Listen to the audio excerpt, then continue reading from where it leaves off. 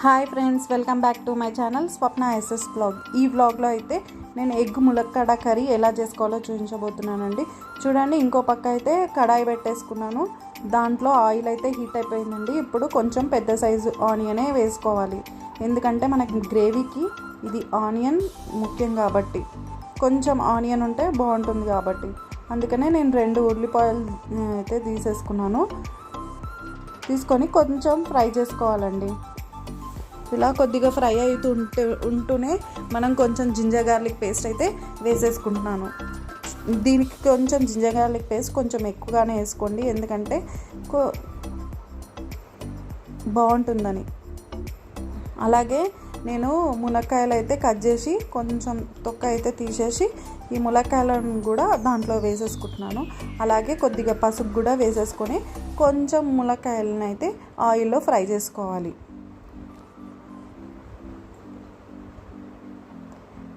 ఇప్పుడైతే మునక్కాడలు కొంచెం ఉడికిపోయాయి అన్నమాట. ఇప్పుడు నేను టమాటాస్ అయితే తీసుకున్నాను. కొంచెం మీడియం సైజు టమాటాలను అయితే వేసేసుకున్నాను. అలాగే తొందరగా టమాటాలు కొంచెం ములక్కాడకు కూడా ఉప్పు పట్టాలి కాబట్టి దీంట్లో ఉప్పు వేసేసుకొని కొద్దిసేపు అయితే మూత పెట్టేసుకున్నాను. చూడండి, కొంచెం టమాటాలు మునక్కాడలు అయితే మగ్గిపోయాయి. కొంచెం ఆయిల్ కూడా బయటకు వచ్చిందనమాట. ఈ టైంలోనే కొంచెం పచ్చిమిర్చి కూడా వేసుకోవాలి. పచ్చిమిర్చి మీ ఇష్టం, కానీ పచ్చిమిర్చి వేసుకుంటే చాలా బాగుంటుంది. అలాగే కొద్దిగా కరివేపాకు కూడా వేసుకున్నాను అనమాట. వేసేసుకొని కొద్దిసేపు ఫ్రై చేసుకుంటున్నాను.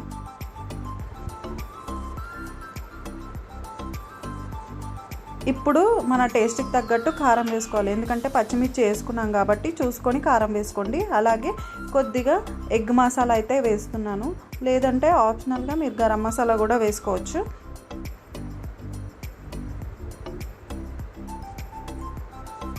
ఇప్పుడు ఈ కారం ఈ ములక్కాడలకు అంతా పట్టేసేయాలి.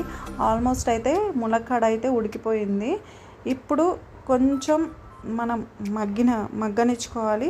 అలాగే కొద్దిగా వాటర్ కూడా వేసుకోవాలి, ఎందుకంటే కొంచెం గ్రేవీ కావాలి కాబట్టి. ఈ ములక్కాడ కర్రీ అయితే చాలా బాగుంటుంది. రోటీలోకి కానీ పుల్కాలోకి కానీ అలాగే రైస్లోకి కూడా చాలా బాగుంటుంది. మీరు కూడా ఒకసారి ట్రై చేసి చూడండి. ఇప్పుడు చూసారా, ఒక 5 minutes అయితే మూత పెట్టుకున్నాను. చాలా మొత్తం ములక్కాడ పర్ఫెక్ట్గా ఉడికిపోయింది. చూడండి, గ్రేవీ కూడా సరిపోయిందనమాట. ఇప్పుడు నేను ముందుగా అయితే ఎగ్స్ని అయితే ఉడికించి పెట్టుకున్నాను అనమాట. చూడండి, ఒక్క కాటు వేసుకోవాలి, ఎందుకంటే ఎగ్ ఇప్పుడు ఆ మసాలా అంతా ఎగ్గులోకి వెళ్ళాలి కాబట్టి, కారం ఉప్పు ఇవన్నీ మసాలాలు ఎగ్గులోకి వెళ్ళాలి కాబట్టి చిన్నగా కాటు పెట్టేసుకొని వేసేసుకోండి. ఇప్పుడు మన ఎగ్ కొంచెం ఆ గ్రేవీని అంతా పీల్చుకోవాలన్నమాట.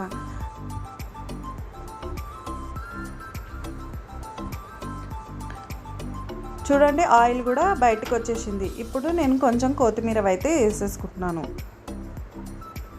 కొత్తిమీర వేసేసుకొని కలిపేసుకోండి.